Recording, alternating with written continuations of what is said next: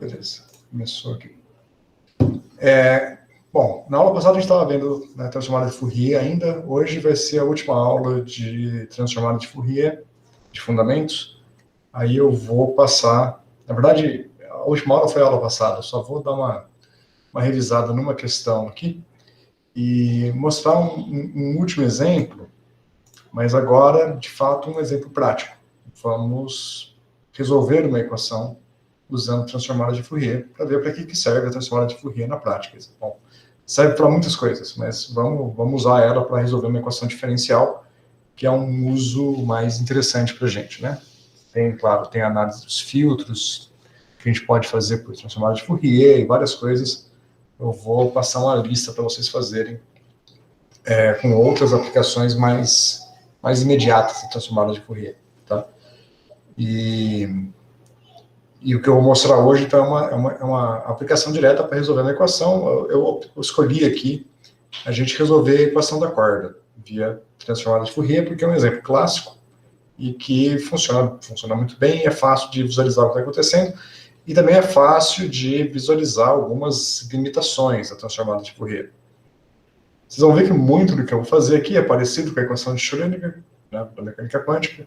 Então, praticamente tudo que eu vou falar aqui da corda também vale para a equação de Schrödinger e também vale para a equação de difusão. Elas são semelhantes, tem diferenças entre elas, mas o conteúdo de uma é facilmente adaptado para a outra, a menos de pequenas diferenças que você sempre tem que prestar atenção. Antes de eu falar sobre isso, vocês têm alguma dúvida, uma discussão para fazer antes de eu começar o conteúdo? Professor, só com relação à data da entrega do projeto. Boa. Obrigado. É verdade, né? Na verdade, eu falei que eu ia gastar ainda metade do tempo da aula para a gente discutir os projetos, né? Eu fiquei na dúvida se eu faço isso no começo ou no fim da aula. O conteúdo que eu quero passar vai ser rápido, então vamos fazer assim, ó. Vou falar, só finalizar essa parte de Fourier, e menos da metade da aula, e aí depois eu abro para discussões dos projetos e a data de entrega, e vou passar um exercíciozinho. Então, enquanto eu falo com um par, né, uma dupla sobre o projeto, os outros podem ir tentando fazer o exercício, e a gente vai alternando, tá? Então, acho melhor eu passar a parte de Fourier primeiro, aí depois a gente volta nisso, tá bom? Ok. Hoje o Jason não vai poder participar da aula, porque ele está com esse problema no trabalho dele, aí vai ser só eu, da nossa dupla. Tranquilo, tudo bem. Os outros têm alguma coisa para perguntar, antecipadamente? Não, acho que não. Tá. Então, vamos lá. Eu vou começar... Deixa eu começar compartilhando a tela, né? Eu estou aqui com o mesmo código da aula passada, para a gente começar. Só para revisar uma questão que eu não sei se ficou clara, eu quero fazer um pouquinho melhor, que é a questão da norma, tá? Eu tenho umas anotações que eu já fiz aqui, eu vou aproveitar elas. Se alguma coisa não estiver clara, eu faço com um pouco mais de calma, tá? Mas vou aproveitar as anotações prontas aqui já para dar uma acelerada no conteúdo. Bom, aqui é o seguinte. Foquem só na parte que eu estou apontando, para não ficar distraído com o resto aqui, tá? Então, a primeira coisa é isso daqui, ó. Um dos exemplos que a gente viu na aula passada era o da gaussiana, né? Então, bom, aqui está o do seno, deixa eu só rodar um risquinho aqui. E aí, o da gaussiana, do jeito que tá aqui, já vai estar com a norma corrigida. Então, deixa eu tirar essa normalização aqui, que é o que eu quero falar. Okay. Então, aqui a gente tem a nossa gaussiana original e a transformada dela, já com a fase corrigida, né? Na aula passada a gente discutiu um pouco da norma, como corrigir a norma. Eu quero só revisar isso para deixar um pouco mais bem formulado. Então, a ideia é a seguinte, a gente tinha no espaço real essa função, que é uma gaussiana exponencial de menos x² sobre 2. O máximo dela é em x igual a 0, então, e ela vale 1 em x igual a 0. Então, se eu comparar aqui com o código, de fato, tem uma gaussiana, o máximo dela é em 1. Agora, no espaço K, essa gaussiana é uma gaussiana de largura 1. Então, a transformada dela no espaço K também vai ser uma gaussiana de largura 1 no espaço K, né? Porque a largura da gaussiana transformada é 1 sobre a largura da gaussiana original, né? Então, como a largura é 1, fica a mesma. Só que a intensidade dela está 6 ponto alguma coisa, 6,28, tá? E não 1. A gente viu lá na Wikipedia que a expressão teórica, se a nossa gaussiana no espaço real é essa daqui, a expressão teórica para a transformada no espaço K é essa, e isso parece esquisito, né? Deveria, quando K é igual a 0, a intensidade devia ser 1, e lá está 6,28. Então, o problema que está aparecendo aqui é aquela questão da norma. Então, veja, na Wikipedia, lá está se definindo a transformada de Fourier de acordo com essas duas regras aqui, tá? Então, a transformada para frente é a transformada simétrica, né? Então, tanto a transformada para frente tem um fator 1 sobre raiz de 2π, quanto a para trás. Então, é esta regra que dá origem a esta transformada, certo? A escolha da norma simétrica faz com que a norma da gaussiana também no espaço real, no espaço K, seja simétrica, tá? Agora, quando a gente vai para a transformada de Fourier do Python, né, ou do FFT, que é mais geral que o Python, a transformada está definida desta forma aqui, ó. A transformada de Fourier, vou chamar de Fn, de numérica, tá? De Kn, é 1 sobre o n elevado a p, e esse p eu vou chamar de 0, 1 ou meio. Já eu volto nele. E esta regrinha aqui, né? Então, essa é a regra que a gente viu lá na documentação do NumPy, que é essa somatória no f, de novo, o n para chamar a atenção de numérico, de xj exponencial de menos ik nxj. Se eu pegar esse knxj e abrir aqui, ele dá esse fator aqui, que é o que vocês vão ver lá explicitamente na documentação. Então, basicamente, o que o FFT faz é esta somatória aqui com alguma norma. Aí as normas que você pode escolher no NumPy é a forward. Então, nessa minha estrutura aqui, a norma forward corresponderia à potência P igual a 1. Então, ficaria aqui 1 sobre N. Se você escolhe a norma backward, aí é como se fosse potência igual a 0, vai ficar 1 sobre 0. Né? Vai ficar, perdão, 1 sobre 1, né? N é 0. E a norma ortogonal, orto, que é que aparece o fator 1 sobre raiz de N, tanto na transformada quanto na inversa, seria a potência P igual a meio aqui. Então, esse meu parâmetro P, ele dá conta aqui de descrever as 3 opções que o NumPy te dá de normalização da transformada. Ok? Bom, agora, para a gente entender, a gente tem 2 tipos de normas aqui, né? Tem a norma da transformada de Fourier, que aparece aqui, e tem essa norma numérica, que é uma norma da FFT. Os 2 são normas, porque são pré-fatores, mas eles têm origens levemente diferentes. Tá? Isso aqui é da teoria contínua, e aqui é a norma da teoria discreta implementada numericamente. Agora eu quero saber o seguinte, esse f de k numérico que está aparecendo aqui, ele é idêntico a esse f de k? Está consistente a minha escolha? Né? Ou seja, se eu pegar esta minha somatória discreta e tomar um limite contínuo, eu caio nesse f de k? Para a gente verificar isso, eu tenho que pegar essa somatória e converter numa integral. E verificar se eu chego nesta integral. Para isso, eu vou pegar essa expressão, vou multiplicar em cima e embaixo por ΔX. Porque a soma aqui é uma soma em xj, né? É como se fosse uma integral em ΔX. Então, o ΔX de cima, no limite de um número de pontos infinitos, né, no limite contínuo, esse ΔX vira um dx, e esse ΔX aqui eu vou tirar da soma, trazer para fora aqui e vou manter ele como ΔX. Tá? Então, vou tomar o limite contínuo só na parte superior aqui. Então, fazendo isso, né? Estou só copiando a expressão daqui. Então, 1 sobre NAP está aqui, 1 sobre ΔX que eu fatorei está aqui, e o que sobra é a integral Fn de x e menos IKX dx. Se vocês atentarem agora com uma visão mais ampla aqui, ó, perceba que esta integral aqui, só a integral, sem os pré-fatores, então só a integral é igual a esta integral aqui também, sem o pré-fator. Tá? Basta trocar a função fn numérica pela função f. Então eu posso igualar as duas coisas. Vou isolar aqui a integral, então vai ficar raiz de 2π vezes o f1, e eu chego nesta relação, que o meu f numérico é 1 sobre NAP, 1 sobre ΔX, raiz de 2π, vezes o f contínuo, o f exato, digamos assim.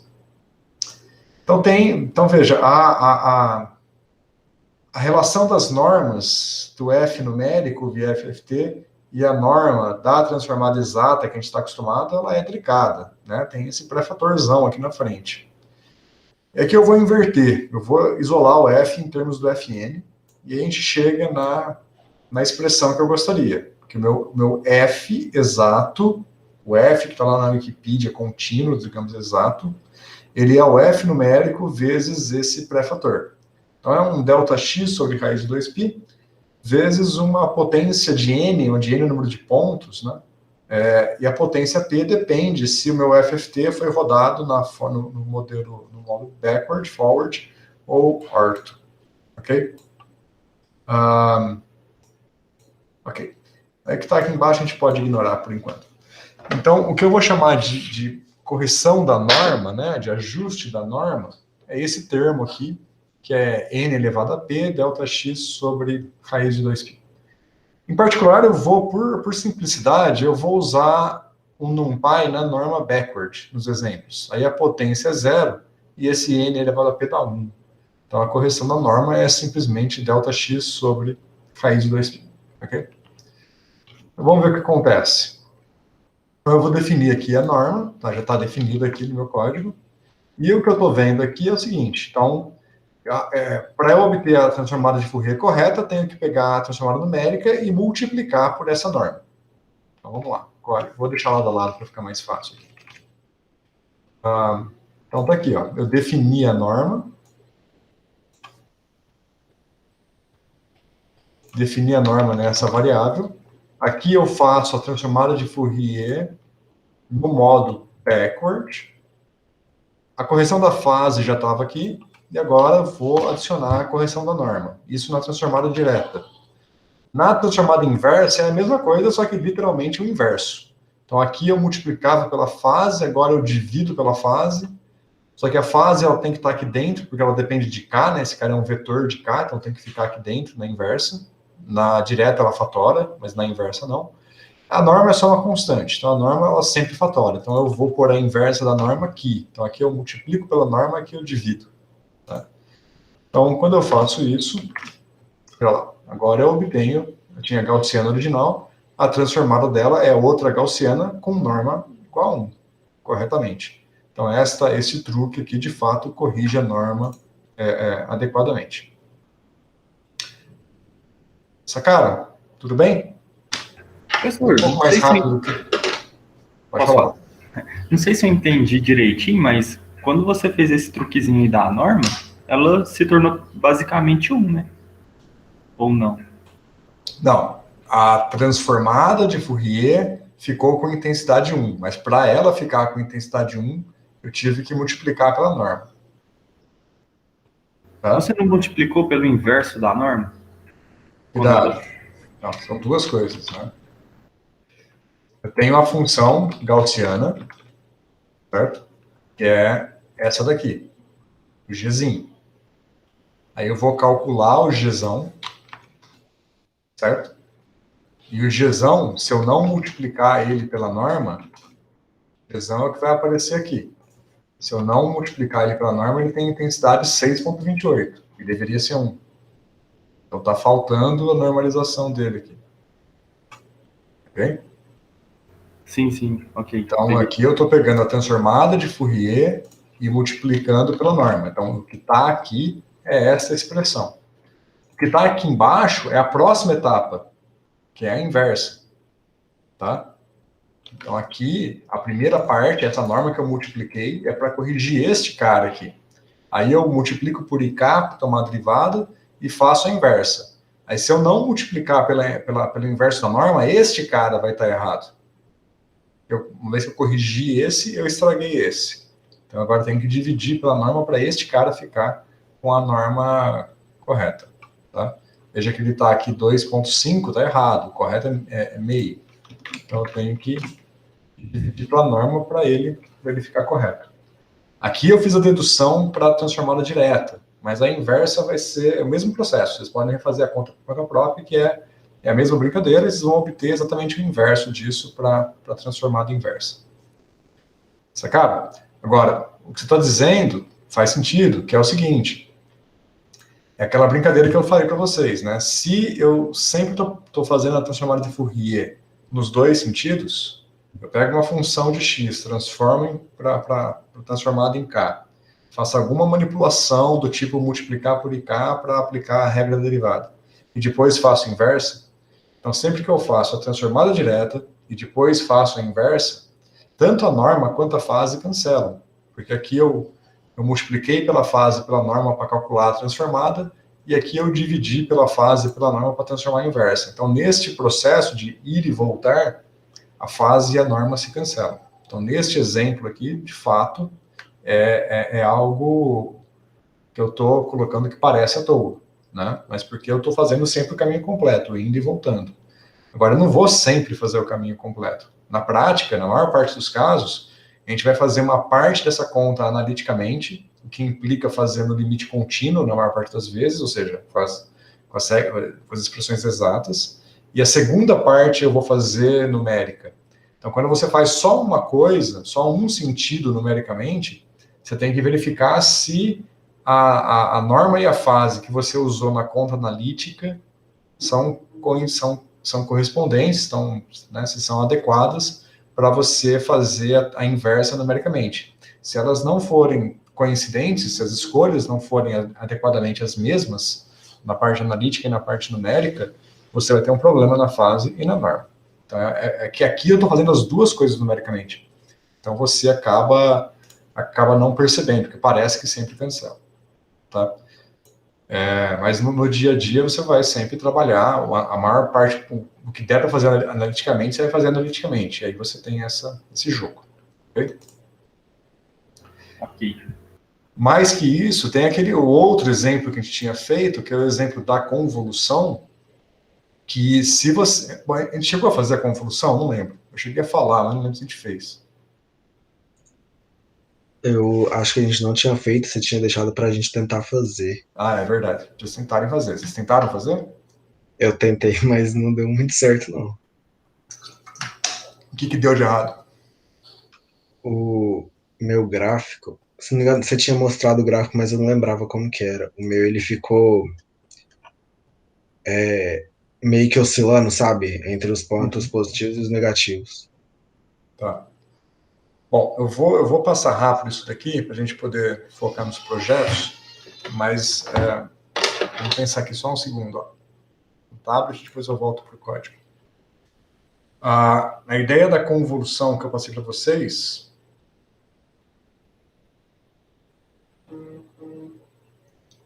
é o seguinte. A gente vai pegar duas funções, a f de x, eu vou chamar de u de x, que é a Heaviside, que é a nomenclatura que está lá na Wikipedia, tá? E o g de x vai ser a gaussiana, só que é a gaussiana normalizada agora, tá? Antes a gente estava usando a gaussiana só assim, né? Exponencial de menos x quadrado sobre 2. Aqui eu vou querer colocar o 2π embaixo, para que a integral dela seja 1, tá? Tá normalizado. Eu quero calcular o h de x, que é a convolução do f com o g. Essa aqui é a convolução.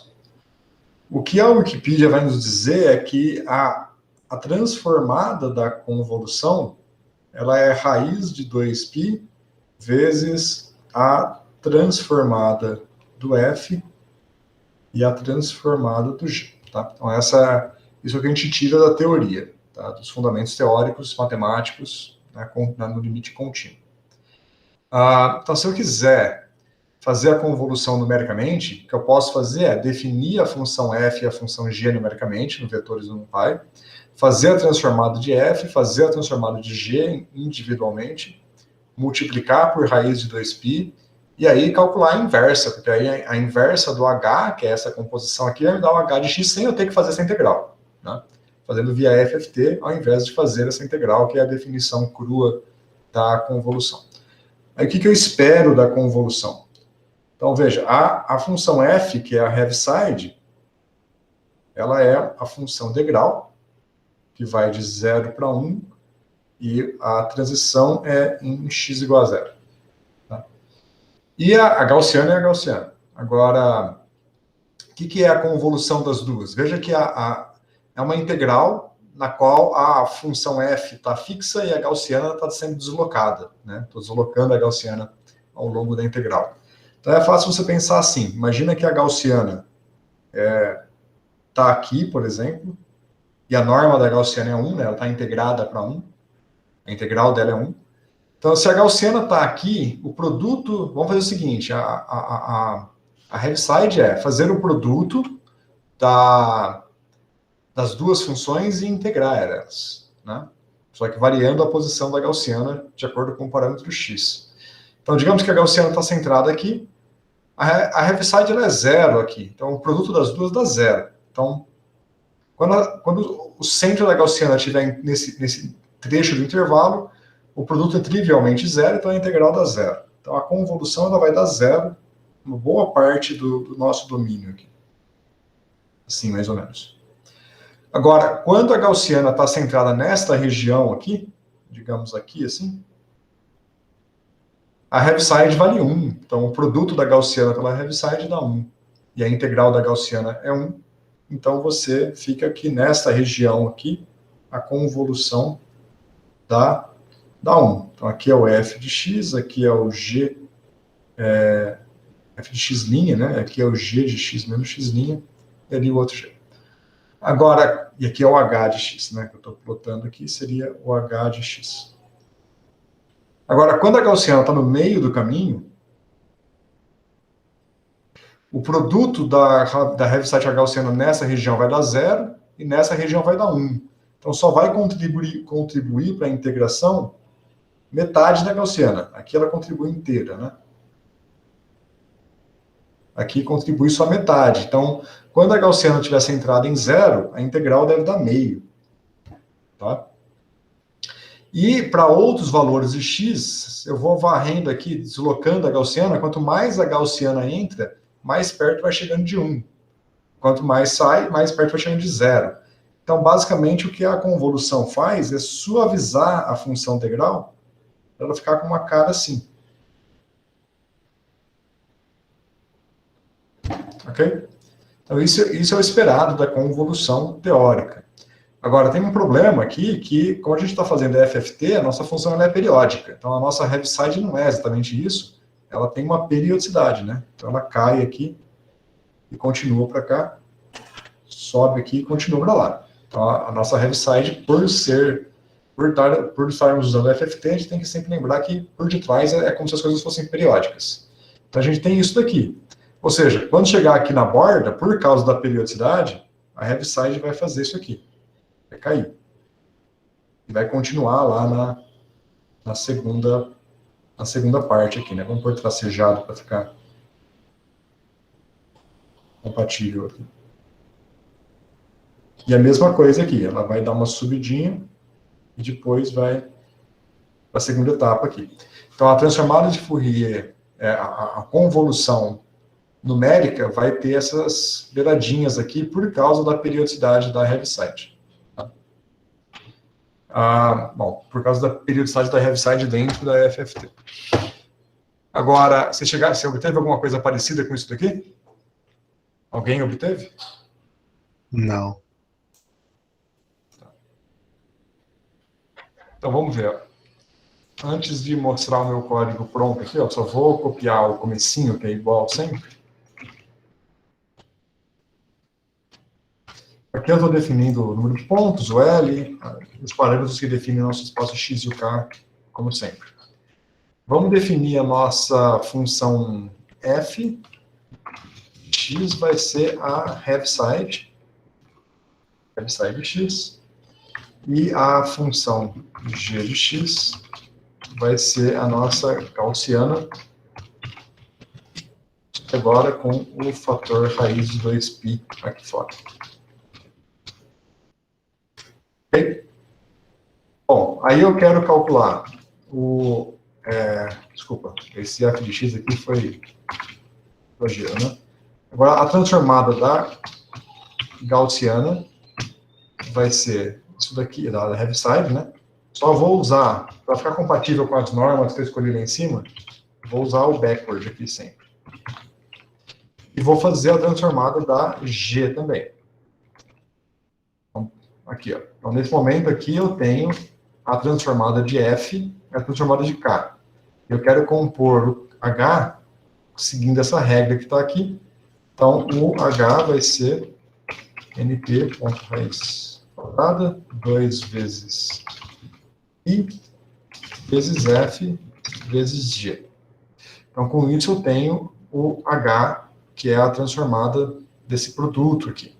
E aí eu vou calcular agora o Hzinho de X, né? Vai ser simplesmente a inversa do Hzão. De novo, escolhendo a norma backward. Tá. O heaviside você tem que passar dois parâmetros. Você tem que passar x, e em geral a gente passa 0, que é o valor do heaviside em x igual a 0. Então tem várias definições. Ele pode ser 0, pode ser 1, ou pode ser qualquer coisa entre 0 e 1, exatamente na descontinuidade. Então aqui você escolhe como é que vai ser tratada a heaviside no ponto de descontinuidade que você está tratando. Então aqui eu vou pôr 0.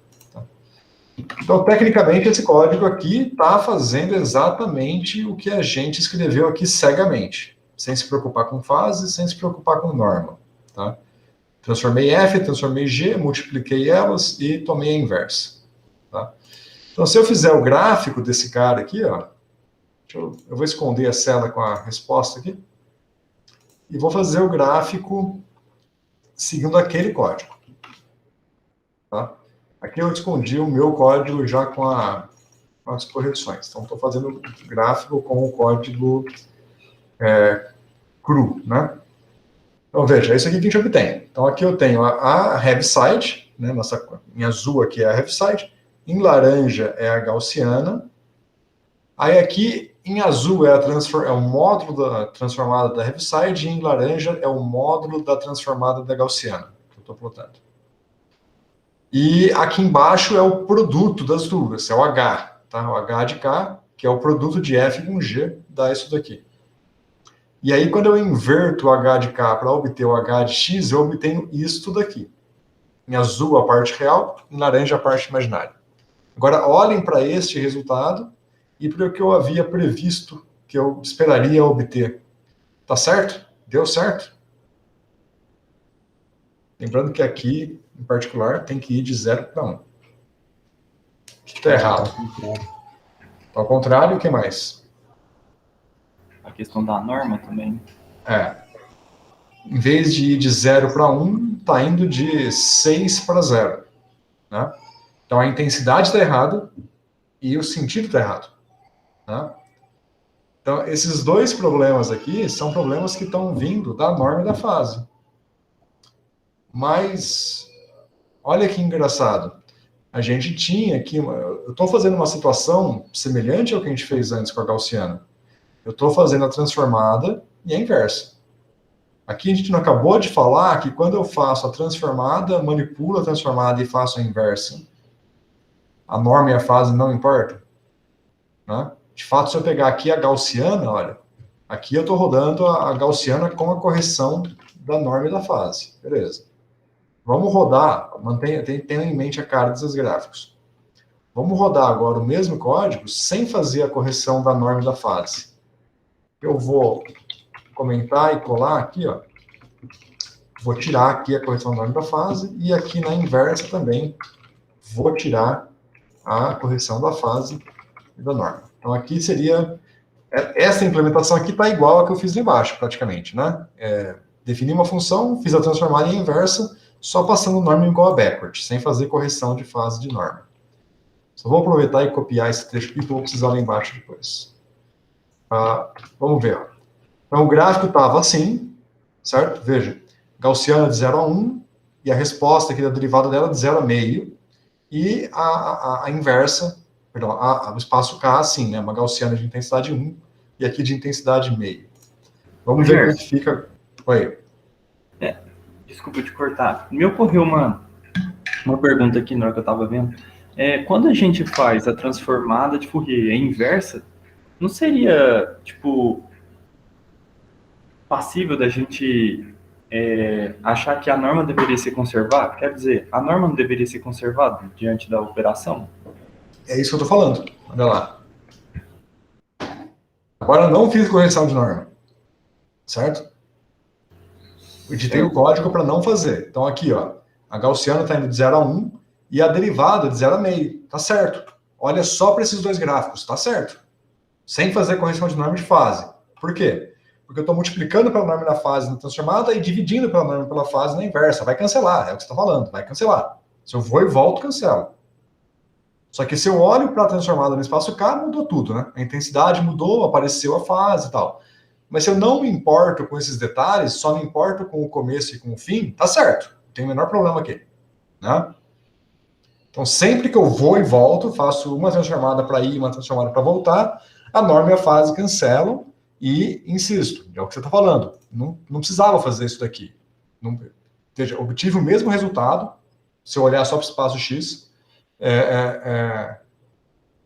colocando a correção de norma de fase e não colocando. Então, de fato, parece que corrigir a norma e a fase é perda de tempo, certo? Vamos colocar de novo aqui a norma e a fase, só para a gente insistir no assunto. Então, de novo, ó, lembra, aqui não vai mudar, que é o que importa, digamos assim, no espaço real, e o espaço K vai mudar. Mas não importa que muda, né? Muda porque eu fiz a correção de norma de fase, mas se eu só estou interessado nisso daqui, tanto faz, né? Aqui, o espaço K estar correto passa a ser meramente uma questão de visualização e não de conta. Agora, o que eu estou dizendo é, aqui, neste caso, não está sendo isso. Aqui deu errado. Certo? Eu deveria obter esta curva aqui, de 0 para 1, não de 6,28 para 0. Então, por que naquele caso lá em cima, deu tudo certo, sem corrigir norma e fase, e aqui, neste caso, eu estou te dizendo que precisa corrigir a norma e a fase. Vamos verificar se de fato precisa? Olha lá, eu vou colocar aqui o que eu copiei lá de cima e vamos fazer a correção. Ó. Então, na transformada F, eu vou corrigir a fase e a norma.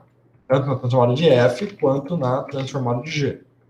E na inversa, eu vou corrigir a fase, porque a fase eu corrijo dentro e a norma eu posso corrigir fora, ou posso corrigir dentro também, porque tanto faz, né? A norma é uma constante, eu posso pôr dentro ou fora, que não faz diferença. Então, se eu corrigir a fase e a norma aqui, vamos ver o que acontece. Olha lá, de 0 para 1.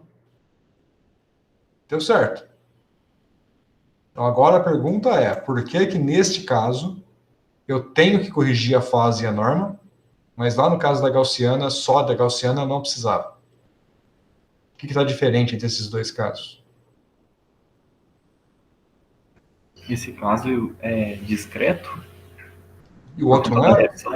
Não, então. Foi o que eu pensei depois que eu fiz a pergunta. Uhum. E aí, o que está de diferente? Deixa eu deixar o outro caso aberto aqui para ver se ajuda. Só uma pergunta que não ficou muito bem claro para mim. O que é a convolução mesmo? Convolução é isso daqui, é esta integral.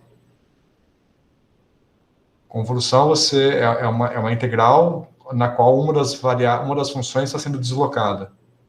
É a integral de f por g, mas o g tem centro deslocado, está em x. Então eu vou deslocando o g. Olha, ele está aqui, tá. E aí é a integral do produto das funções, só que uma delas eu vou deslocando para lá e para cá. Ok? Por isso que é importante fazer a correção da fase, para poder manter, né? Ao longo do deslocamento. Não. Não? Não.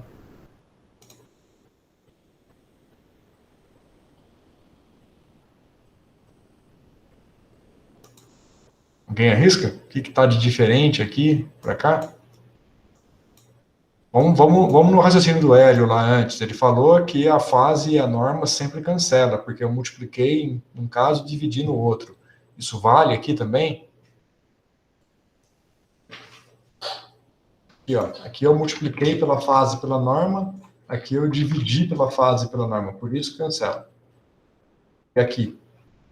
Vale a mesma coisa? Eu estou fazendo a mesma coisa? Eu estou multiplicando pela fase pela norma na direta e dividindo pela fase pela norma na inversa? É exatamente a mesma coisa?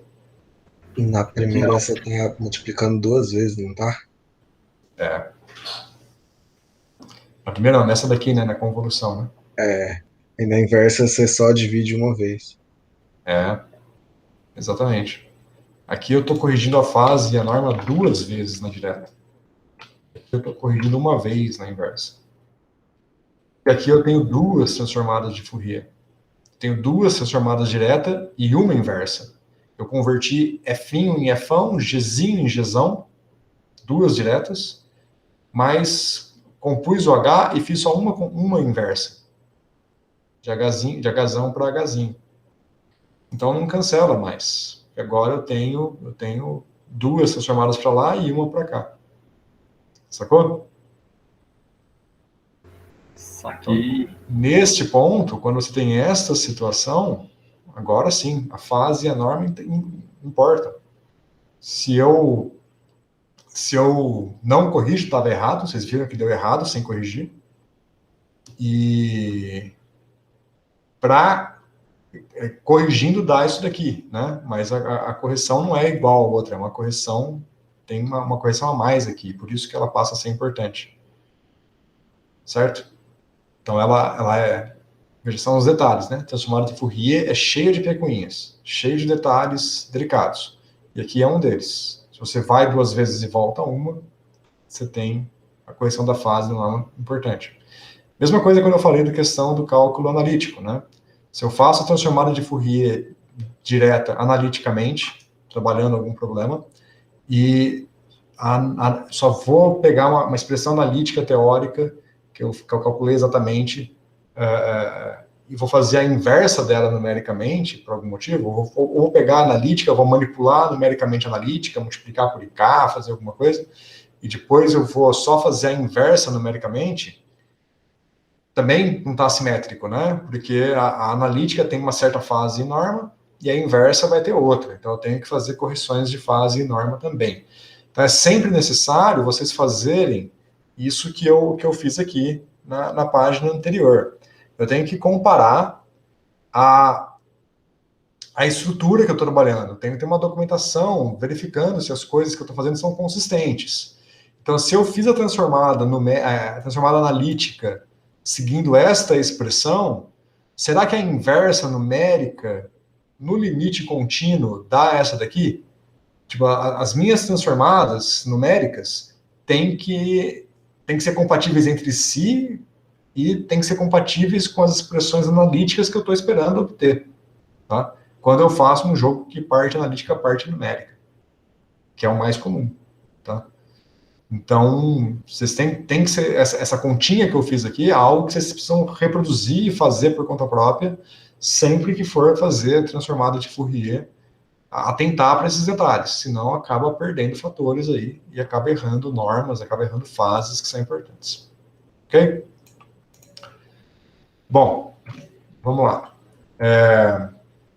O código que eu escondi aqui é basicamente o mesmo que está ali em cima agora, correção da fase da norma apenas, tá? Então, vou só escolher esse daqui para salvar o meu arquivo e fechar. Esse que estava aqui salvo é exatamente a mesma coisa. Bom, tá claro, gente? Claro a importância? Eu vou passar para um outro exemplo agora. Aham. Bom, Então eu preparei aqui um exemplo diferente, que a gente vai, de fato, resolver a equação diferencial da corda vibrando usando transformada de Fourier. Então eu deixei umas anotações aqui em LaTeX para ajudar. Vou tentar passar rápido, mas se tiver algum detalhe que vocês estranhem, me dê um toque, tá? Então a gente vai considerar o seguinte, vamos considerar a equação de onda unidimensional, por simplicidade, para uma corda. Eu vou assumir que essa corda tem tamanho L, que é o nosso período da transformada de Fourier, né? O período da função periódica. Então a equação diferencial é essa daqui, derivada segunda de y com relação a t igual a c quadrado, derivada segunda de y com relação a x. O y é o formato da corda, e ele depende da posição x ao longo da corda e do tempo, né? A corda oscilando. Física 2, Moisés, capítulo 7, 8, alguma coisa assim. E como é uma equação diferencial de segunda ordem, se eu pensar no tempo, né, eu vou precisar de duas condições iniciais para resolver essa equação.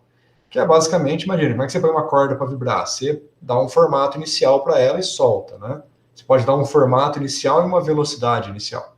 Então eu vou definir aqui o formato inicial da corda, y de x e 0, como sendo um seno. Então a minha corda vai, eu já vou começar a minha corda com um formato de senoidal, o caso mais simples possível. Tá? Vai ser um seno de qx, onde esse q eu vou escolher como sendo 2πn sobre L, nq sobre L, tá? Onde n é um número inteiro. Então, basicamente, um múltiplo inteiro de 2π sobre L vai ser a frequência aí não a frequência, mas o vetor de onda da minha onda inicial, do formato inicial da minha onda na corda. E vou assumir que ela começa com esse formato e parado. Então, a velocidade inicial é 0, y ponto é 0. Então, como é que eu vou fazer para trabalhar com essa equação no computador? Veja, é uma equação que se eu fosse fazer via diferenças finitas, via algum método puramente numérico, eu teria que discretizar o tempo, né? Regra de Euler, para fazer com Jicuta, ou Euler mesmo, discretizar o tempo, mas eu tenho uma derivada no espaço também. Então, isso daqui é uma equação diferencial parcial. Eu posso trabalhar ela discretizando o tempo e o espaço. Isso é um método. Isso chama diferenças finitas no domínio do tempo. Finite Differences on Time Domain. Se vocês procurarem na internet essa palavra-chave, vai aparecer lá discussões sobre como resolver essa equação puramente numericamente. Totalmente numericamente. Mas a proposta aqui, como a gente está falando de transformada de Fourier, eu quero resolver essa equação usando transformada de Fourier, não usando técnicas analíticas. Perdão, não 100% numérico. Eu quero fazer uma parte analítica e uma parte numérica. Esta equação aqui, em particular, quando a condição inicial é o seno, na verdade ela tem solução 100% analítica. Tá? Eu só vou fazer uma parte analítica e uma parte numérica para ilustrar a transformada de Fourier. Agora, para outras condições iniciais, se eu colocar um formato esdrúxulo inicial para minha corda aqui, um formato qualquer, aí talvez não tenha uma solução analítica fácil. Tá?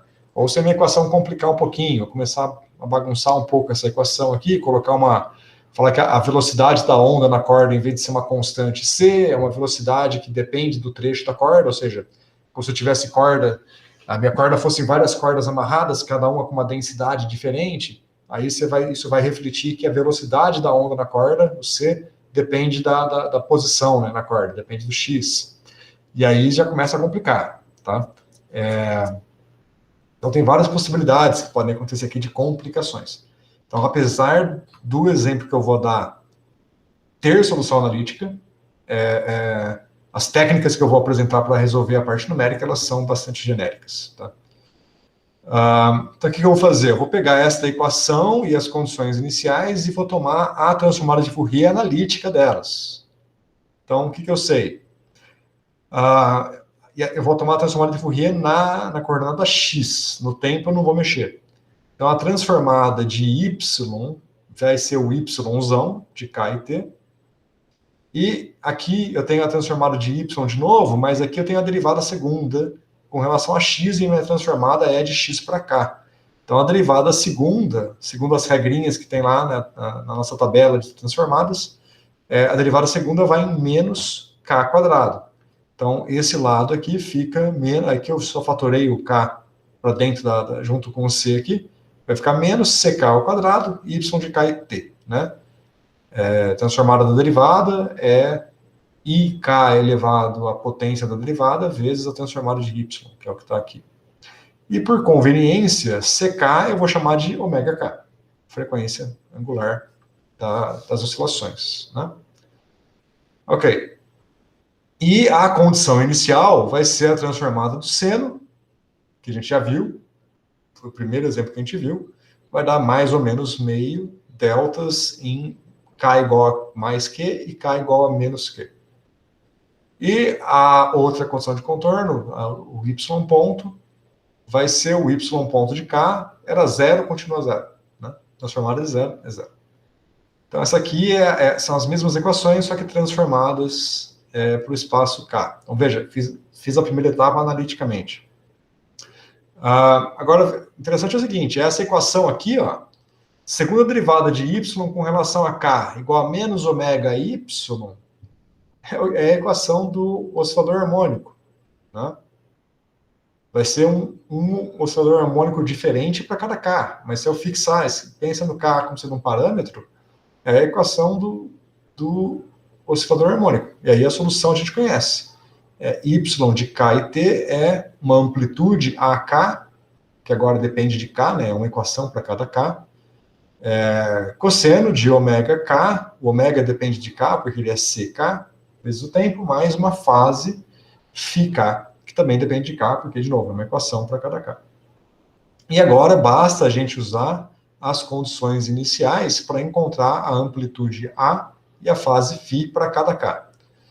Bom, isso é interessante, porque é muito fácil, na verdade. Então, se eu pegar aqui a minha solução analítica, colocar t igual a zero, o ômega t desaparece, eu fico que y de K zero nada mais é do que AK cosseno de φK. Ou seja, esse cara aqui se eu pegar aqui a minha condição inicial, é o mais ou menos I sobre 2 das deltas de K igual a mais ou menos Q. E o y ponto, né, pega essa expressão, toma derivada com relação ao tempo, e depois toma t igual a zero. Vai ficar menos ômega k, derivada do cosseno é menos ômega k vezes o seno. Coloco t igual a zero, do seno sobra só o φk. E como o yk0 tem que ser zero, então essa expressão tem que ser zero. Bom, aqui a gente tem vamos pensar no caso mais simples possível. Então, para resolver esta equação aqui, basta eu colocar φk igual a zero para todo k. Então, a fase foi trivial. A fase vai ser zero para todo k. E se a fase é zero para todo k, né, o cosseno dá 1, e a gente tira que a amplitude AK é simplesmente essa combinação das deltas. Então, a amplitude AK vai ser menos I sobre 2 para K igual a Q, e vai ser mais I sobre 2 para K igual a menos Q. Então, aqui eu fiz analiticamente. Agora, eu posso fazer esta passagem, essa identificação aqui, eu posso fazer numérica também, para deixar mais genérica. Então, aqui eu vou para a parte numérica mesmo. Então, eu vou definir a largura da minha corda como 1, por simplicidade. Vou definir a velocidade da onda na corda como 1 também, por simplicidade. Então, entendam que o L é como se o L fosse a minha unidade de comprimento. Então, o comprimento da corda vai ser a minha unidade fundamental de comprimento. E colocando C igual a 1, L sobre C vira a minha unidade fundamental de tempo, né? Porque L sobre C tem a unidade de tempo. Então, escolher esses dois caras iguais a 1 é a mesma coisa que trabalhar com unidades de distância e tempo efetivas. E aí eu vou colocar 1000 pontos para a curva ficar elegante, bem mais pontos que a gente está acostumado a usar. O resto é igual ao que a gente tinha antes. Vou definir o dx, o dk e o k máximo do mesmo jeito que antes. O espaço x e o espaço k do mesmo jeito que antes. Tudo igual aqui. Então, só... Opa, esqueci de rodar os imports aqui. Então, aqui é exatamente a mesma coisa que antes. A única coisa que mudou é que eu escolhi o L igual a 1 e o N igual a 1000 e já defini a velocidade aqui. Então, só mudei um pouquinho os parâmetros, mas a estrutura é a mesma. Agora, para a minha onda inicial, eu defini ela aqui como um seno de QX. Eu vou escolher esse Q, só para um exemplo prático, como sendo 2π nq sobre L com nq igual a 4. Escolhi 4 só para não ser muito trivial, tá? Um número qualquer, tá? Totalmente à toa. Tem que ser um inteiro, só isso, né? Mas escolhi 4. Então eu vou definir o nq igual a 4, meu q, 2π nq sobre L, igualzinho para lá em cima. Vou construir o meu y, aqui a minha notação é o y de x em t igual a 0. É o seno de qx, que é o que eu defini lá em cima. E a transformada de Fourier dele é o FFT dele mesmo, e aqui eu estou escolhendo a norma forward, que é a norma que a gente escolheu para definir as coisas com essa escala aqui. Vou fazer o gráfico para a gente ver. Então, esse aqui é o formato inicial da minha corda, esse seno de 2π vezes 4 sobre L, tá? E a transformada de Fourier é o que a gente esperava, né? Menos I em Q igual a K, menos I sobre 2, e mais I sobre 2 em Q igual a menos K. Então, tá aqui os dois picos corretamente. Então, esses objetos estão bem definidos. Essa é basicamente a minha condição inicial no espaço X e a minha condição inicial no espaço K. Agora, como é que eu vou resolver esse problema, né? Então, veja, a solução no espaço K é trivial, né? Porque ela é simplesmente a amplitude AK vezes o cosseno de ômega kt. E a amplitude AK, a gente viu aqui em cima, que ela é meramente... esquece esse lado aqui, ó. Esse aqui eu fiz analiticamente para a gente ter como referência. Mas se eu olhar aqui, ó, a amplitude AK é meramente a transformada de Fourier da minha condição inicial. Que é o que eu fiz aqui, né? A transformada de Fourier da minha condição inicial. Então, a minha amplitude AK, eu vou definir como o meu y de K é 0, né? Que é o poder em cima a transformada de Fourier da minha condição inicial. E o ômega é CK. Então, a minha solução no espaço recíproco está aqui, ela é exata. É isso daqui. É as amplitudes que eu calculei, cosseno de ômega kt. A fase é 0 por causa da nossa escolha lá em cima. E aqui eu defini isso como uma função do tempo, né? Usando a palavra-chave lambda. Esse y de kt é uma função do tempo. Ok. Então, com este cara aqui, eu posso plotar, né? Ky de kt para t igual a 0, por exemplo, só que esse objeto tem parte real e parte imaginária, então vamos plotar aqui as duas partes. Tá? Veja, são os dois picos lá, né, em mais ou menos meio. Deixa eu dar só um zoom aqui.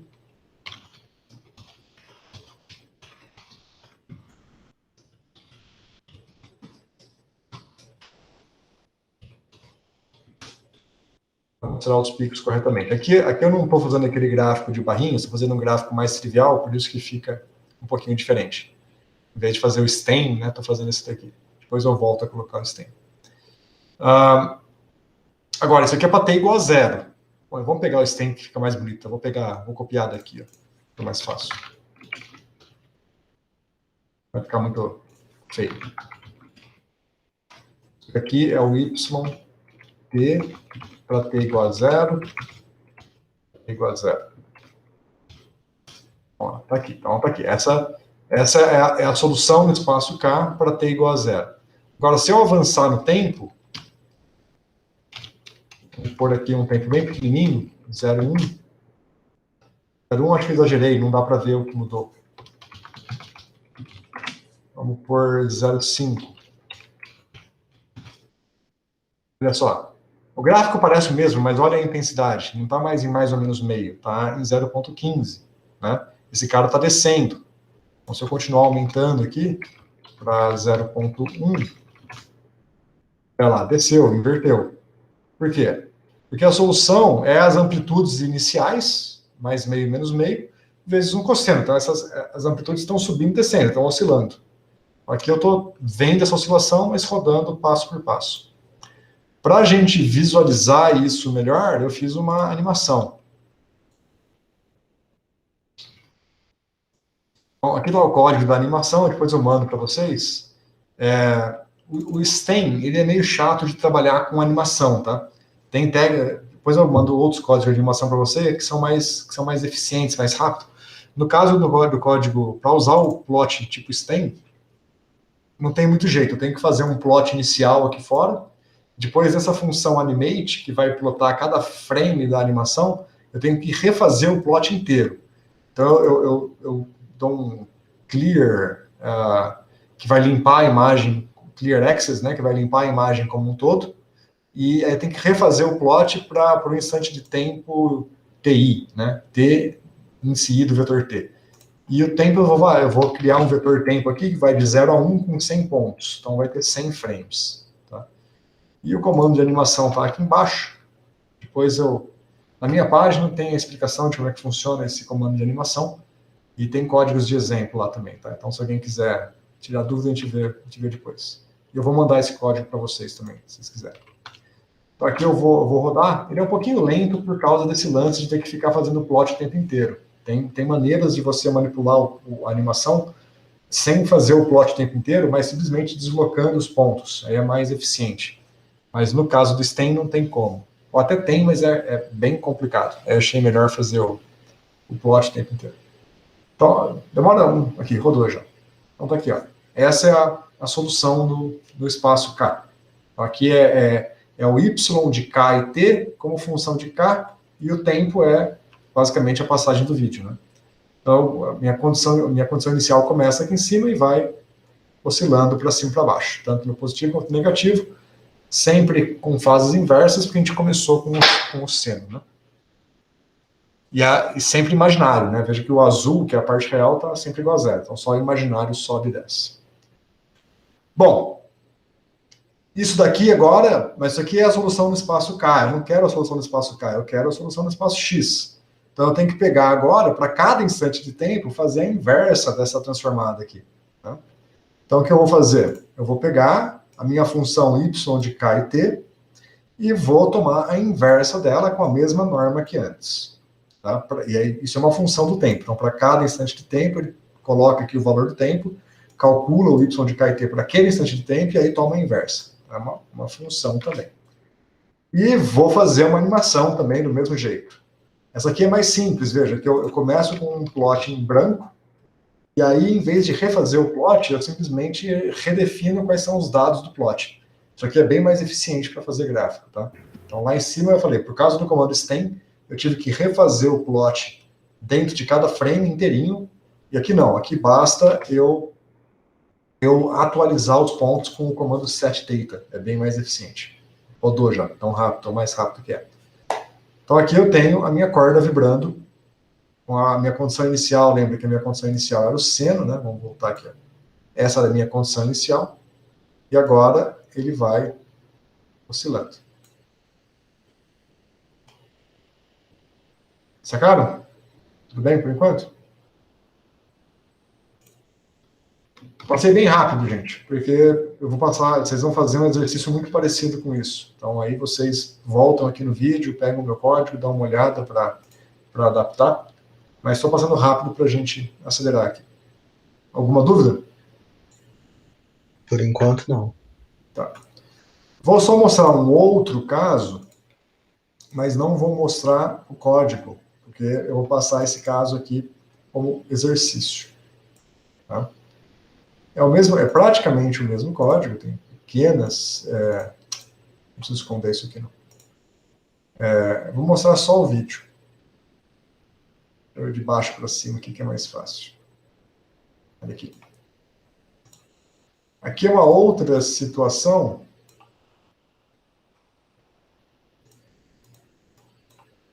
O que muda é o seguinte, a minha condição inicial agora, em vez de ser... É o mesmo problema, é a onda na corda, só que em vez da minha condição inicial ser um seno, eu coloquei como condição inicial uma gaussiana.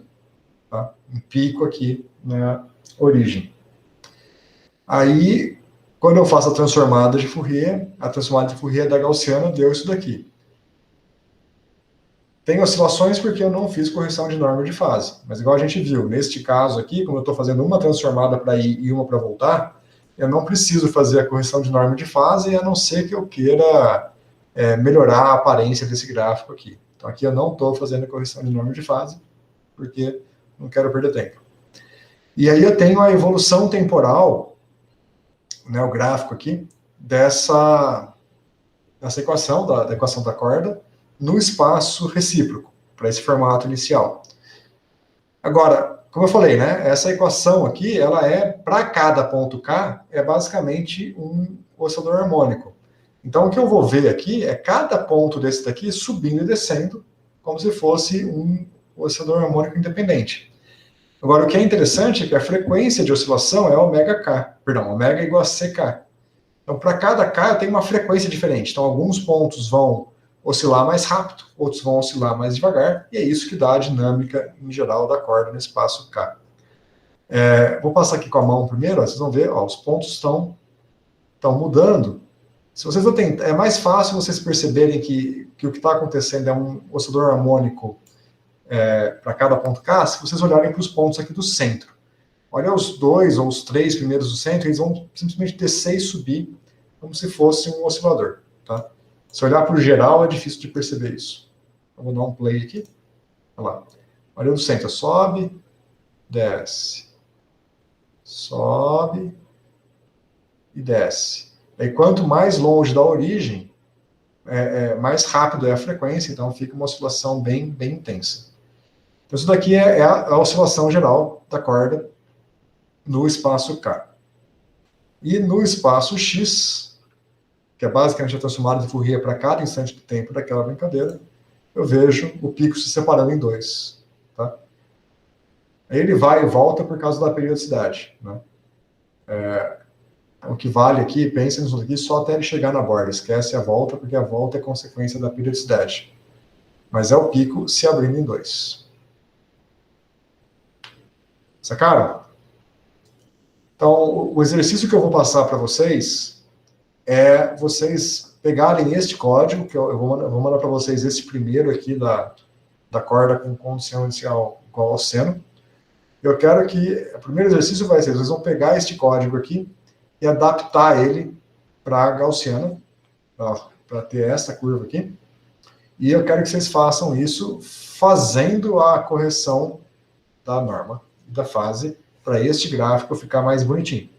Não precisa, este gráfico aqui não vai ser afetado pela correção da norma da fase, mas eu gostaria que esse ficasse um pouco mais elegante, sem as fases espúrias aqui aparecendo e com a correção da norma.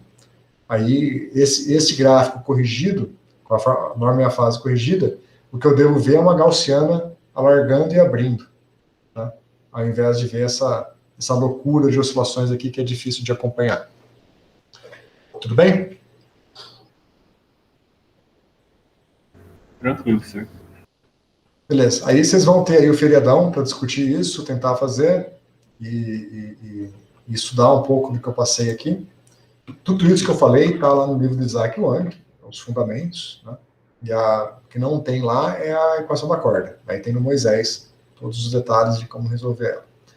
Qualquer dúvida, vocês me perguntam. Então eu vou fazer o seguinte, eu vou mandar o código para vocês já, vou abrir aqui o nosso Slack, vou mandar o código lá. Deixa eu fechar aqui.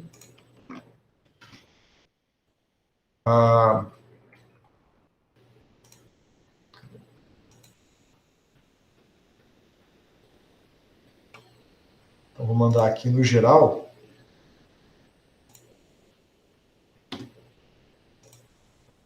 Aí quem quiser já começar a trabalhar, pode ficar à vontade.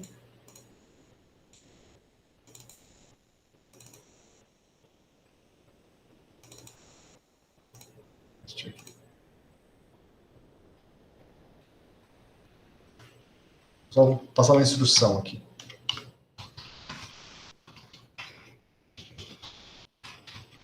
Para o código para usar a gaussiana como formato inicial da corda e corrigir a norma em fase do espaço K.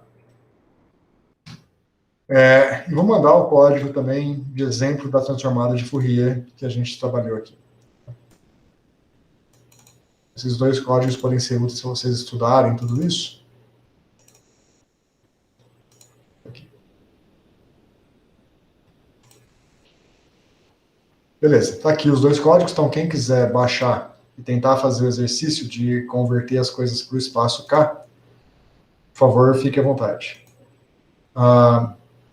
O outro tópico que a gente tem para discutir é a questão da data de entrega, né, do projeto, que estava marcado para o dia 10. Então vamos lá, como é que estão os projetos? Me deem uma atualização de cada um de vocês aí.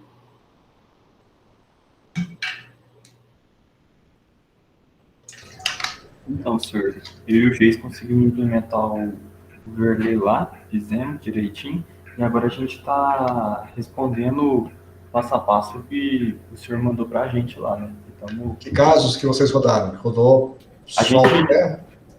primeiro a gente rodou, por enquanto a gente rodou só o Sol e Terra. Quer Aí dizer, tem uma... ainda não rodamos Sol e Terra, a gente conseguiu implementar e fazer direito. A gente vai rodar ainda o Sol e Terra, vai ser o primeiro caso, mas a gente foi discutindo aos poucos. Como é que você sabe que está certo se você não rodou ainda? Ainda não sei que tá certo, é isso que a gente vai ver. Por isso que a gente tem que juntar para fazer direitinho. Beleza, e os outros? Professor, a data para apresentar os projetos ia ser dia 10? Ah, tá. Então, o nosso grupo, né, a dupla, eu e a Dora, a gente estava fazendo, aí tem uma parte lá que você pede, né, daquela interface gráfica, né, a gente tem várias dúvidas, mas a principal, assim, que daquela interface gráfica, a gente teria que usar o Pygame para fazer? Para o usuário desenhar o padrãozinho na tela? Não sei, isso aí eu passei como desafio, né? Depois que o código estiver pronto, vocês se preocupam em tentar explorar isso. Eu beleza. não saberia fazer a interface gráfica, então não vou te falar qual é a melhor ferramenta, não. Eu nunca fiz. É porque... Passei como desafio para vocês verem se animam aí, mas eu não sei fazer. Porque, assim, se fosse o Pygame, a gente queria pelo menos um tempinho a mais, porque aí teria que aprender de novo. De novo, mas não, né? E o jogo da vida em si, está funcionando? A gente estava fazendo ontem, a gente encontrou um probleminha nas bordas, né? A gente tentou fazer primeiro as bordas estáticas, né? Aí, só que não estava dando muito certo, porque quando a gente tenta colocar elas para funcionar junto, dá aquele problema de limites, né? Fora dos limites e tal. Aí, a gente tentou fazer também, como primeiro código, assim, gerando aleatoriamente, né, na tela os padrões. Aí, para resolver o problema da borda, você até deu a dica, né, de usar a divisão modular, né, a divisão por inteiros. E a borda, ela meio que, eu não sei se é assim que você estava esperando, mas a borda, ela meio que fica infinita. Tipo... Periódica. Isso, né? O bloquinho anda para a direita e quando ele chega no máximo, ele aparece na esquerda, sabe? Isso, periódica. É isso mesmo. Isso mesmo. Então, vocês já conseguem fazer o bloquinho andar. Isso, a gente conseguiu fazer gerando uma matriz aleatória, né? Quer ver? Eu posso mandar no Slack o GIF que a gente fez? Compartilha a tela, mais fácil. Tá. Vou parar a minha aqui. Beleza. Funcionando, a gente sabe que tá, porque eu fiz na mão. Os desenhos. E depois a gente pegou aquele joguinho que você tinha mandado e a gente fazia o mesmo desenho no jogo e no Python. E aí a gente via que realmente estava funcionando. Que o problema era só a borda. Quer ver? Aí o GIF ficou dessa forma aqui. Aqui, ó. Deixa eu rodar de novo.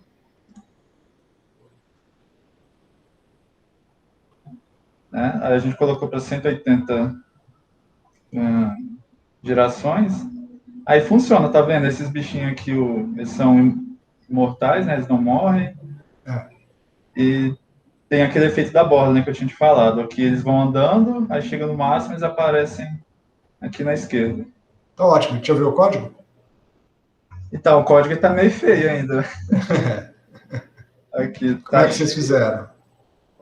Tem os loops ali. Isso, tá horrível, né? Tem loop, tem if. Vixe, Maria. Não, tá demora para rodar? Quanto tempo demora para rodar? Então, para rodar, ele não demora muito, mas o jeito que eu fiz para salvar, né, as figuras e para fazer o GIF, eu fiz de uma forma meio diferente da que você fez. Eu acho que essa forma que eu fiz demora muito, que ele vai rodar vai salvar, tipo, a figura 1, depois vai rodar esse loop aqui, né? Esse loop aqui, então ele vai rodar a segunda vez, aí vai salvar a segunda figura, aí depois ele vai pegar, né, essas 180 imagens, vai compilar em um GIF e depois vai excluir. Como é que você compilou no GIF? Que comando que você usou? Para salvar as imagens? Não, para pegar as imagens e gerar o GIF. Aqui, ó. Eu crio uma lista vazia aqui, né? Uhum. E a gente vai salvando as imagens aqui. Sim. Beleza. Aí a gente usa duas bibliotecas, né? O OS, esse imagem.io. Tá. E aqui, desculpa, eu não troquei o nome da imagem. Mas aqui a gente vai iterando cada imagem e tal. Aí eu acho que isso contribui um pouco para a demora do programa. Sim, você fica um pouquinho lento, tá bom. Quantas linhas tem o código? Contando com isso, tudo deu 62. Tá, eu fiz o código também. 1, 2, 3, 4, 5. 1, 2, 5, 6, 7, 8, 9, 10, 11, 12, 13, 14, 15, 16, 17, 18, 19, 20, 21. 21?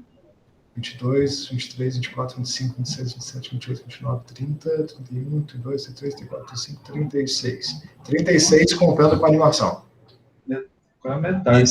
E pulando linhas em brancos, né? O seu tá contando linhas em brancos, né? Nossa. Mas aí você usa aquela list comprehension, né? Essas do jeito mais...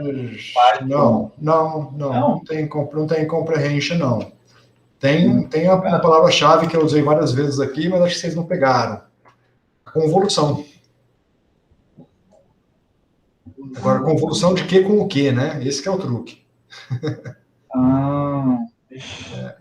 A gente tem que refletir. A convolução vai eliminar todos esses loops e todos os seus ifs. Nossa, então depois eu vou dar uma lidinha mais sobre isso, então. O código aqui eu vou olhar aqui se tem algum if, algum loop, mas não tem. Nenhum loop, nenhum loop, nenhum if. Nem for, nem if aparece no meu código. Faz as comparações. Então. Convolução. Porque tem que aplicar as regras. Você usa binário lá, um dicionário, ou não? Lembra no código do cálculo do pi, quando a gente fez o gráfico, que a gente colocou metade vermelho e metade azul? Como é que a gente fez aquilo lá? Vocês lembram? Nossa, eu fiz uma operação lógica, né? Eu tinha uma lista de raios, né? De distâncias. Aí eu fiz uma operação lógica, distância menor que 1. E isso me dá uma lista de verdadeiros e falsos. E aí eu pego só os pontos verdadeiros para fazer alguma computação.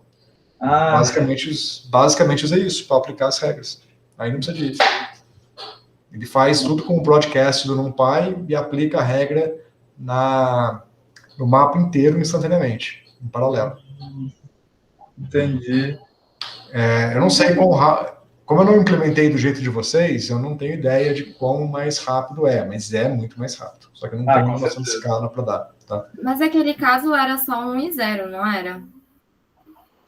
Não, era só se estava dentro ou fora, né? Agora são outros casos, então eu fiz várias coisas. Só que no nosso caso seria 3 casos.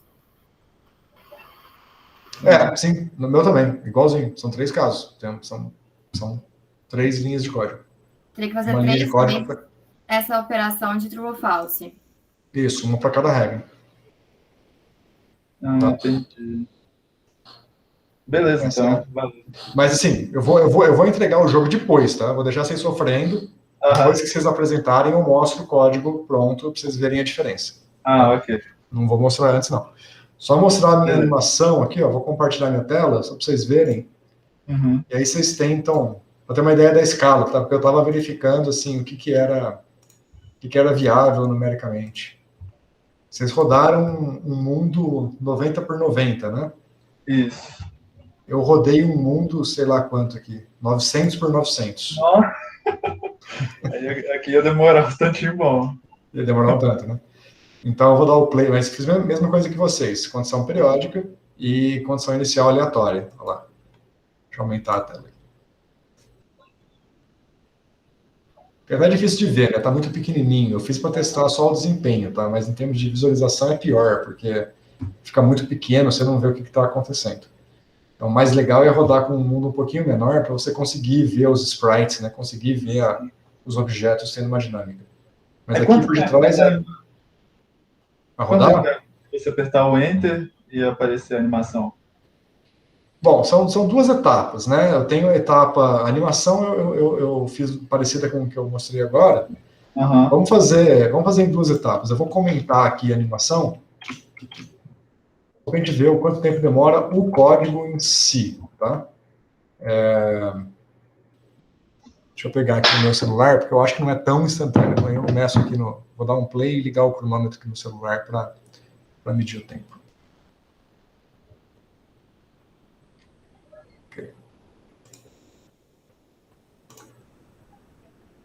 Na hora que aparecer a imagem... já foi. 3 segundos.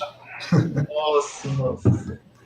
Deu 3 segundos. Achei que ia demorar um pouco mais, tá até distraído. Agora, a animação, como é muito ponto, ela demora um pouquinho, sim. Mas contar a animação é sacanagem, né? Não se deve dar conta. Mas vamos ver aqui, eu vou deixar. Porque, na verdade, deixa eu voltar atrás. Na animação, agora que eu tô vendo aqui, ó, eu acho que o que está ali em cima foi um teste, tá? Eu não quero olhar o resto do código para não entregar o ouro, mas na verdade o que eu estou vendo aqui, ó, eu tô rodando o mundo dentro da animação, igual vocês fizeram. Eu estou gerando as figuras enquanto faz a animação. Então acho que um teste melhor de desempenho seria rodar esse código aqui. Ó. Vamos fazer aqui, tá? Peraí. Medindo o tempo de novo aqui. Eu não lembro quanto tempo demora. Espero que seja alguns segundos. Mas realmente não lembro, tá? Se demorar muito, eu vou esperar até 30 segundos. Se for mais do que isso, eu vou dar um pause aqui e colocar a biblioteca time para medir o tempo, para a gente poder conversar de outras coisas enquanto roda.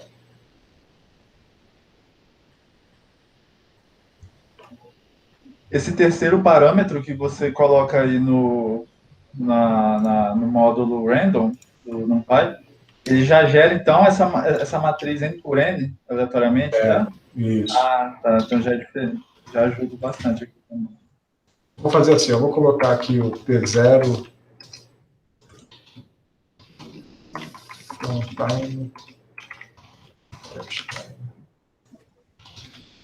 0 igual a time. Deixa eu ver se eu não estou fazendo errado o comando aqui. Tá. E vou colocar aqui embaixo P1 igual a time e vou imprimir na tela. Vou deixar rodando. E aí eu quero falar com outro grupo enquanto isso. Beleza. Aqui já a gente já vê o tempo. Quem que é o outro? Oi? Oi, a gente tá. Eu, E Thiago. aí, como é que tá? Então, a gente conseguiu arrumar aquele problema que tava tendo de não fechar a câmera lá. A gente usou um comando. Deixa eu ver o nome dele aqui rapidinho. Get window properly. É do OpenCV também. Mas esse é para pegar propriedades da janela, mas não vai fechar a janela. Não, então, se usar um if, ele fecha. Se ele vê que a janela tá fechada e dá um break no loop, aí ele consegue fechar. Ok. Tá, e o que vocês fizeram? Então, vocês fizeram alguns filtros. Me fala mais ou menos o que já está pronto. Os filtros a gente fez da Gaussiano, só que a gente, como essa parte a gente achou que era mais tranquila, a gente passou para o OpenCV, que a gente tinha mais coisa para estudar e tal. Mas os filtros, a gente fez a detecção de borda e a Gaussiano. Pelo OpenCV? Não, pelo... na mão, com a convolução? Com Mas vocês chamaram a convolução do FFT ou o comando convolve do NumPy? Foi o Convolve. E aí vocês definiram um kernel. É. Ok. Beleza. Então, detecção de borda e o alargamento, né? E o blur, né? O desfoque. E aí vocês vão adicionar algumas coisas do OpenCV também. Nessa parte a gente não sabe se vai fazer isso ainda, mas acho que sim, talvez. Tá. Tem um código... Bom, sei lá. Escolhe um exemplo interessante do OpenCV. Tem algumas coisas que são legais de fazer. Bom, o código que eu acho legal fazer assim a primeira vez o OpenCV tem uma técnica lá de você detectar objetos na imagem, né? Então, você tem uma imagem com várias coisas e detecta onde está a bolinha, onde está o quadrado, onde está o rosto da pessoa. Tem um detector de rostos lá também. Mas é meio pronto, né? É um negócio que está meio de mãos beijadas para vocês e o tutorial vai te dar o código prontinho. É meio sem graça. Agora, o que pode ser interessante é fazer o mesmo código que eu fiz para rastrear a posição do pêndulo, faz algo igual. O que eu fiz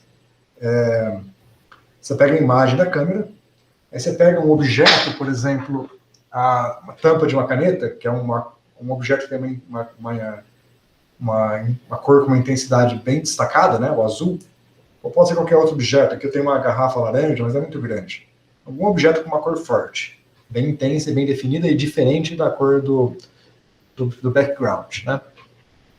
E aí você faz um código que tenta aplicar filtros de cor para isolar a cor azul. E aí você fica com a imagem que aparece só a tampa da caneta, não aparece o resto. Você isola a tampa da caneta da imagem. Essa tampa, se você conseguir fazer isso, numa imagem preto e branco, a imagem vai ficar inteirinha preta, que é o 0, e na região da tampa da caneta, ela vai ficar branca, que é o 1. É uma matriz de zeros e uns, né? Onde o 1 é a região da caneta. Agora você pode aí interpretar o seguinte: imagine que isso é uma função de x e y, né? De x são as linhas, y são as colunas. Você pode calcular a posição média, o centro de massa do objeto. Imagina que esse f de xy é um objeto, ou pensa num m de xy, que é a massa do objeto.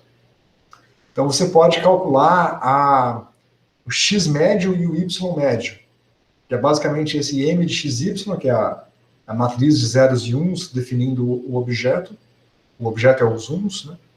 Aí você multiplica por x e integra, multiplica por y e integra, mas integral discreta, então tem os detalhes aí por trás, né? E você vai obter a posição média da região onde a matriz vale 1, que é basicamente, em termos de equivalência física, seria o centro de massa do seu objeto azul. E se você fizer isso em tempo real e mexer a caneta na tela, você vai estar rastreando a posição da caneta. Aí, se você fizer a mesma coisa, só que com um pêndulo, onde a bolinha do pêndulo é azul, você consegue rastrear a dinâmica do pêndulo.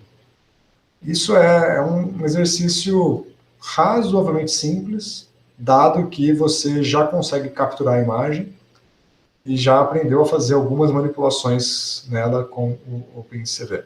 Tá? Agora, o difícil aqui é você acertar os filtros de imagem para isolar a cor azul, porque varia um pouco a iluminação do ambiente, acaba variando um pouco o tom do azul, e o OpenCV pode ter dificuldade de detectar o azul com precisão. Então tem várias dificuldades por trás. Não sei se dá para vocês fazerem isso em 1 ou 2 semanas. É um código interessante, mas tem alguns trabalhos. Por outro lado, dentro do OpenCV, vocês vão encontrar tutoriais que já fazem isso usando ferramentas mais intrínsecas do OpenCV, que eu nunca usei. Eu fiz esse código na mão, do jeito que eu falei para vocês. Meu código está assim. Isolo a cor e rastreio ela. Agora, dentro do OpenCV tem tutoriais para você rastrear de uma forma mais elegante, usando as ferramentas internas dele. Então, se vocês quiserem complementar e com algo mais legal, tenta fazer um código desse tipo, tá? Procurando, mas seguindo os tutoriais deles, para tentar encontrar a tampa da caneta ou tentar rastrear qualquer outro objeto. Aí vocês veem lá no tutorial o que é interessante. O código que rastreia rosto, né, que detecta que seu rosto está aqui ou está ali, eu acho meio sem graça, porque são 5 linhas de código e o tutorial é bem simples. Aí, se fosse para falar sobre isso, seria legal apresentar o que está por trás, né? Qual é a técnica matemática que está por trás dessas 5 linhas de código que detecta o rosto da pessoa no vídeo. Então, o código em si eu acho sem graça por causa disso, é muito simples. Bom, só falar aqui, tá bem lento, mas é porque eu acho que o tamanho 900 por 900 está bem exagerado, 1000 por 1000, na verdade. Está meio exagerado mesmo. Tá? Não lembrava que estava tão lento. E eu também coloquei muitos frames, né? E estou rodando enquanto falo com vocês. Então a minha CPU está lá no pouco, né? Tá tudo em 100%. E minha memória está pegando. Está pegando swap. Então essa medida de tempo aqui não vai ser muito justa, não. Mas vamos deixar rodando. Sacou, Gabriel? Então, sei lá, tem bastante coisa que dá para fazer. Queria que vocês fizessem um esforço para tentar mostrar aí como é que funciona o OpenCV o melhor possível. Tá? Entendi. Essa parte que você colocou como tópico de sugestão, que é de manipulação de áudio, isso é interessante trabalhar também? Eu coloquei, mas eu acho que vamos deixar para um segundo projeto, se vocês quiserem complementar. Na segunda etapa do curso pode fazer, porque essa demora para fazer. A de áudio é mais demorada. Ok. Tá? Mas seria interessante, sim. Beleza. Bom, pessoal, alguma dúvida? Hélio já falou, todo mundo já falou, né? Tá tudo bem. Vou mudar meu código aqui, vou deixar ele rodando, em vez de rodar com um sistema tão grande, vou tirar ele da tela para esconder.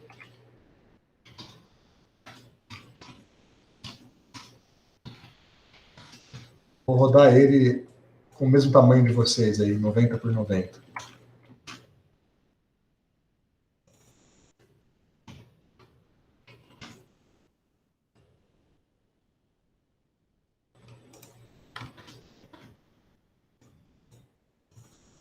Aí, quantos frames vocês rodaram?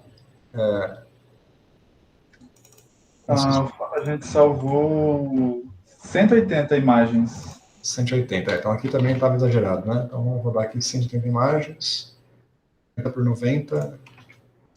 Uma limpada na memória aqui. Vamos ver agora se dá uma medida de tempo mais justa.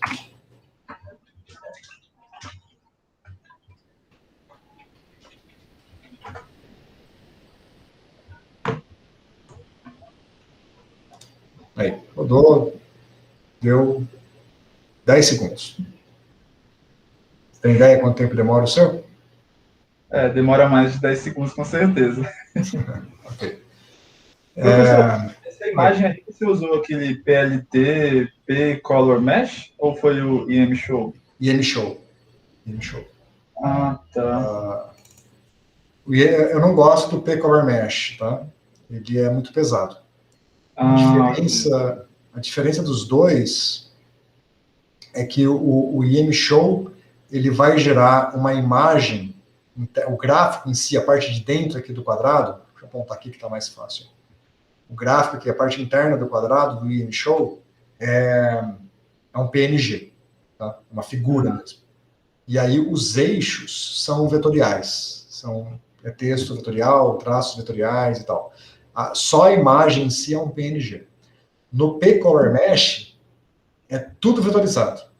Uhum. Isso é fantástico se você quer alta precisão, porque aí fica um negócio de alta resolução, independente do zoom que você der, né? Você pode pegar essa imagem e aumentar, que ela continua com alta resolução. Sim. Enquanto a do IM-Show, os eixos continuam com alta resolução, independente do tamanho da imagem, mas a imagem de dentro perde resolução se você der um zoom. Né? Uhum. Então, mas é bem mais leve o IM-Show do que o P-Color Mesh. Bem mais leve. Entendi. Então, depende do propósito. Mais uma coisa, então, para anotar. Tá. Professor. Oi.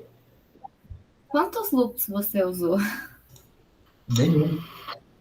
Nenhum? Nenhum? Nenhum. O do tempo, vai? Só o loop do tempo. O do tempo você fala é da geração, para ficar rolando. Tá.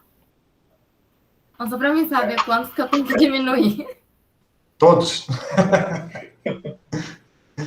É difícil, tá? Não é fácil fazer eliminar os loops nesse código, não. Tem uma trucaiada aí.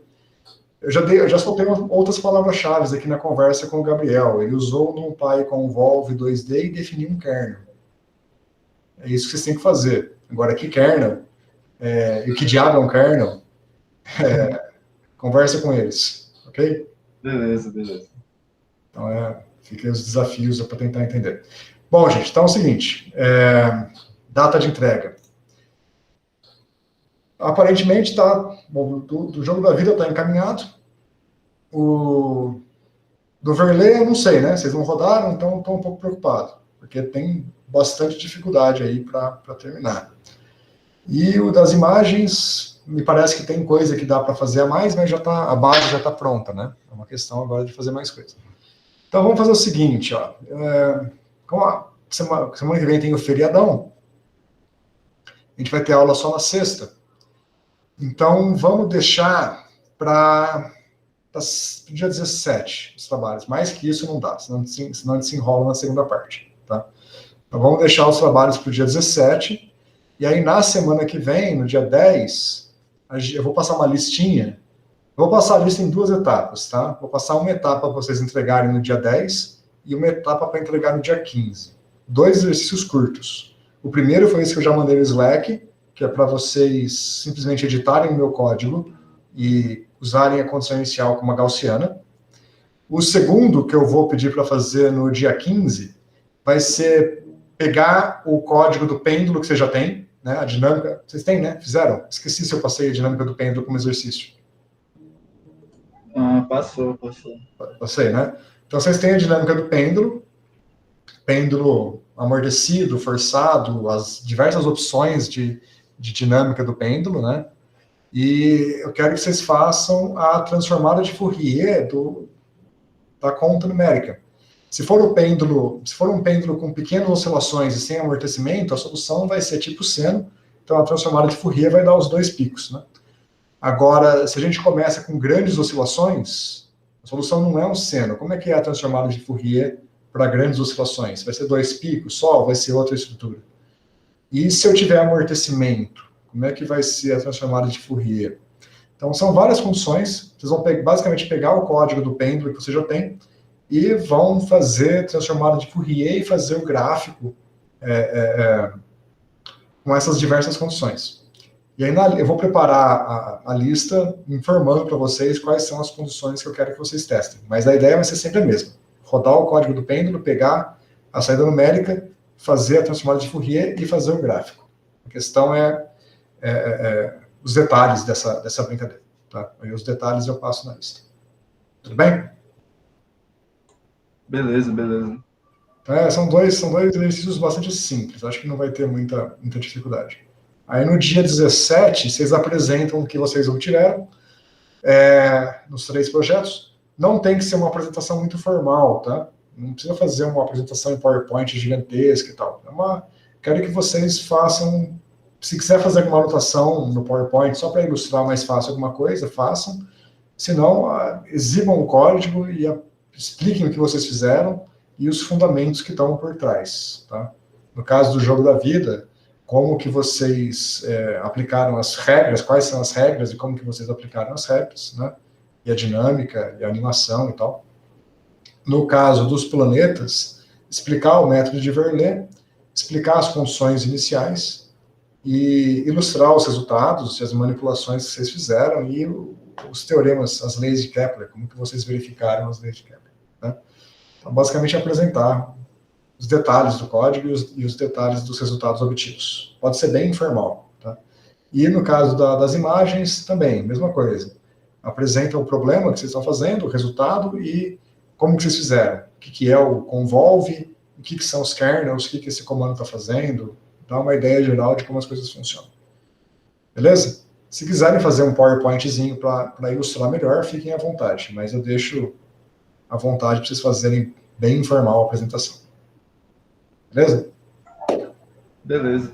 Tranquilo. Professor, você já tem uma ideia, assim, uma data para o segundo projeto? Ou vai depender? Final de semestre. Quando que é o final do semestre?